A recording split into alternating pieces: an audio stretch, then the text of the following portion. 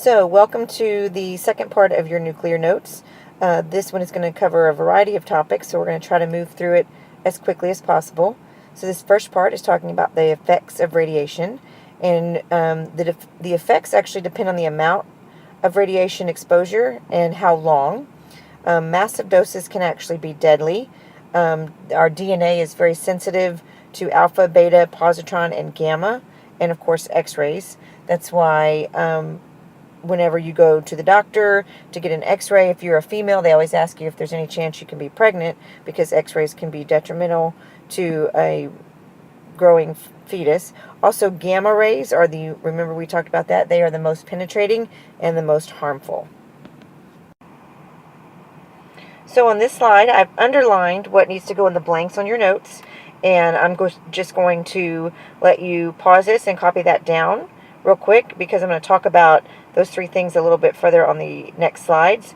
And then, of course, the definition for the REM is also, or REMs, are also on the next page. So I'm going to give you a chance to copy this down, and then go to the next slide, pause it, and copy that definition down. So go ahead and pause this video and copy this definition down of REMs. Remember, REMs are what we measure radiation exposure to, and it is called a Roentgen, which is a unit that measures radioactivity. So we're going to go through these next couple of slides pretty quick. A film badge is worn by a person who's working with radiation. Oftentimes you'll see people in hospitals wearing them, and it's literally a piece of film, and that when it's exposed to radiation, the film darkens, and about once a month or so, they send the film out to see how much exposure has been had by the employee. A Geiger-Müller counter is a gas-filled metal tube used to detect radiation. There's one picture of it. Here's another picture of a Geiger counter. And when you see movies and you see them, detecting radiation or whatever, and you hear that click, click, click, click, click, and it gets faster and faster the more radiation, that's exactly what this is. And that's because radiation produces ions, and ions conduct a current that is detected by that instrument. A scintillation counter is a device that uses phosphorus-coated surface to detect radiation. They're not used as often. The applications of nuclear radiation, again, I'm going to pause this and let you, or you pause it, write down these things, and I'll talk about them in the next few slides. The 2 and 3 kind of go together, and you can just write down tracers for that. Again, just write down tracers for that second blank. So radiocarbon dating, that is how they figure out the ages of something. That's why when they find a fossil, they say, oh, this fossil was 14 million years old. And that's because of everything that has ever lived has carbon-14 in it, which is an isotope of carbon. Remember, we said there's carbon-12 and carbon-14. And based on how much carbon-14 is left in the sample, they can back calculate and figure out roughly within a margin of error. Sometimes it's a big margin of error, sometimes it's not. They can figure out how much or how old the fossil was. Radioactive tracers, there's two types. There's medical, and then there's also agriculture. And what they do is they tag something with a radioactive isotope, and they pass that along, or they follow it through. In the case of medical, they might follow it through the digestive tract or something like that. So, and the last thing I want to mention about this is radiation therapy, which is, of course, used to treat cancer. When you have, when you talk about chemo and radiation, it literally is radiation that they are treating the cancer cells with, and they target it specifically to get the area that the tumor might have been in. But you got to remember that some healthy cells are killed as well, so you got to weigh the benefits and the risks together. It's gamma and beta particles are the two that are most commonly used to treat cancer. So half-life is a term that you need to be familiar with. It is the time required for half of an atom to decay. All things that are radioactive have a half-life, and all things that are radioactive will spontaneously decay. It just happens on its own. We talked about carbon-14 earlier when we were talking about radiocarbon dating. So we need to know how to calculate a half-life, and literally it's dividing by 2, so it's really easy. On your notes, I forgot to leave the little T-chart on there, so if you'll draw that little T-chart in there, yours is easier to draw than mine, and it takes you through how to work this half-life problem. So here I have this problem that says phosphorus 32 has a half-life of 14.3 days, and it wants to know how many milligrams of phosphorus remain after 57.2 days if you start with 4 milligrams. So the best thing to do is make you a T-chart and do amount on one side, time elapsed on the other. And then you put your starting amount, which we said was 4 milligrams, and that's at time 0. Okay? So then what we'll do is we're going to double our days until we get to 57.2 days. So here we go. This is one half-life, and then 14 to 28 is the second half-life.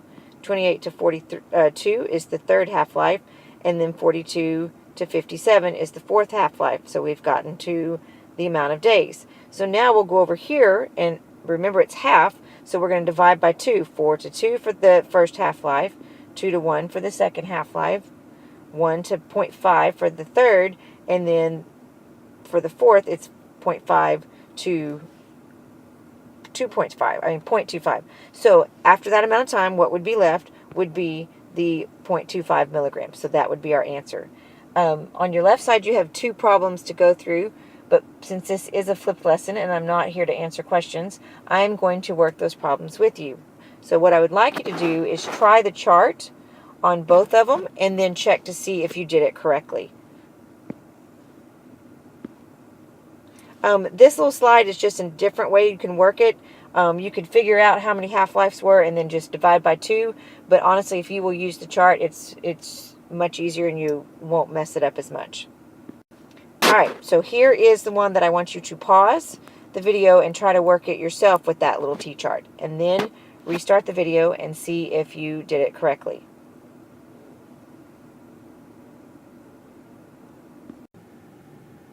So, how'd you do with that?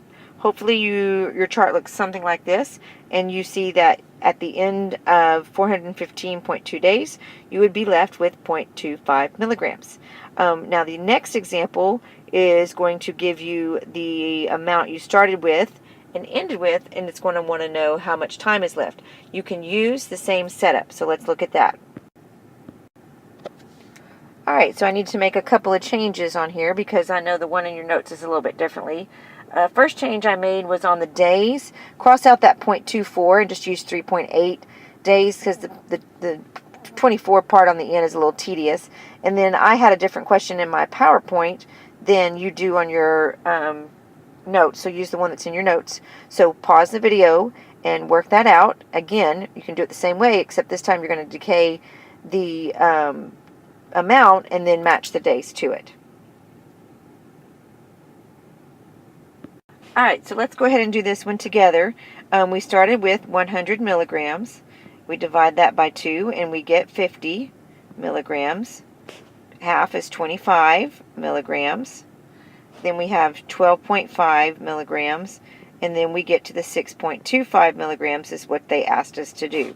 Okay, so if we look at that, we see that we went through 1, 2, 3, 4 half-lives. Okay, so remember, at 100 milligrams, that's times 0. So when it goes through 1 half-life, it would be 3.8 days. When it goes through 2 half-lives, it would be 7.6 days. The third would be 11.4 days. And then finally, which is going to be our answer, would be 15.2 days is how long it would take for this sample to go from 100 milligrams to 6.25 milligrams left. So the last part of this lesson is going to discuss the difference between fission and fusion and give you some examples of each kind. So let's start with fission. Nuclear fission is the splitting of atoms, or a splitting of nucleus into smaller fragments. So what you're going to start out with is you're going to start out with a heavier nucleus, and you're going to end with something that is smaller. So that's how you'll recognize if it was fission, because it's splitting it. It's caused by the bombarding of the nucleus with neutrons, and what happens is it actually, the neutrons cause it to split and produces more neutrons. Then those neutrons go and now they bombard an additional nucleus. So it actually creates what's called a chain reaction, which is your blank. And again, this is an enormous amount of energy that it releases. 1 gram of uranium, it produces the same amount of energy as 3 tons of coal would. So it's very, very powerful. When we talk about nuclear plants or nuclear energy, we are talking about a controlled fission reaction. And a controlled fission reaction uses things to control those neutrons being produced so that you don't produce too much. So this is just a picture of the what a fission reaction looks like. We have the neutron right here, and it's bombarding this nucleus, and it splits, and when it does, it produces more more neutrons, which go and now bombard other nucleus, and then this one. And so you can see that if it's not controlled, it could get out of control really, really quickly. And then what happens when you're talking about nuclear plants is you have the nuclear meltdowns. I'm sure you remember in the news a couple years ago when the tsunami hit Japan, the nuclear reactor had a meltdown because of the loss of power and the loss of being able to control that reaction. That's what happened. So when we're talking about nuclear power plants, of course, it's using nuclear reactors to produce heat, which then is converted to electrical energy, which then we can use in our homes. There are 5 main components of a nuclear reactor. The first one is shielding, which is the radiation absorbing material. The second one is the fuel, and of course it's most often uranium. The control rods are very important because what the control rods do is they absorb some of those neutrons we just talked about so that we're not producing so many neutrons, which then are bombarding other nucleuses. So they're very, very important. The moderator, which is mostly water, sometimes it can be carbon, is used to slow down those neutrons that are produced in the chain reaction. So first of all, we have a control rod absorbing them, and then we have a moderator slowing them down. And then the last one is the coolant, and almost always it's water, and it acts as the coolant, but it also transfers the heat between the reaction and the steam turbines, and then the steam turbines are actually what's going to be producing the electric current. Okay, so the good thing about nuclear power plants is they produce a great amount of energy with actually very little. It's very clean energy, but they do produce some radioactive waste that we'll talk about here in a second. Here's a visual of what that kind of looks like, the way it works. You have the control rods here, and then you've got the steam generator, and it's absorbing the heat, and then it turns the steam turbines, and then produces electricity, and then it goes to our homes. So another example of a fission reaction is the atomic bomb, which I know you're all familiar with, that was dropped during World War II, and then that's going to bring us to fusion in the next slide. Okay, so nuclear fusion is kind of the opposite of fission. In fusion, you're taking light nuclei and combining them to form a heavy, more stable nuclei. They actually, fusion reactions produce a lot more energy. 1 gram of uranium is the equivalent of 20 tons of coal, whereas the other one was 1 to 3. The sun and the stars are an example of a fusion reaction. What's happening there is 4 hydrogen nuclei combine at extremely high temperatures and pressures, and they actually are forming a heavier, more stable helium nucleus. The hydrogen bomb was an example of an uncontrolled fusion reaction, and a hydrogen bomb was different than the atomic bomb.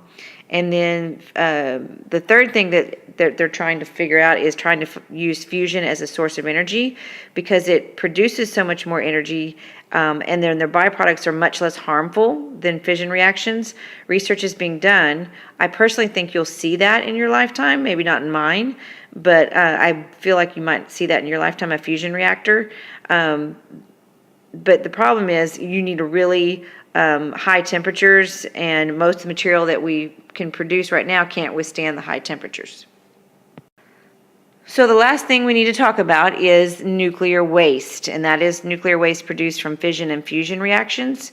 The waste produced from fission reaction is a lot more, or can be a lot more harmful because it's radioactive, but the types of nuclear waste are the spent fuel rods, and that's the one that contains the uranium.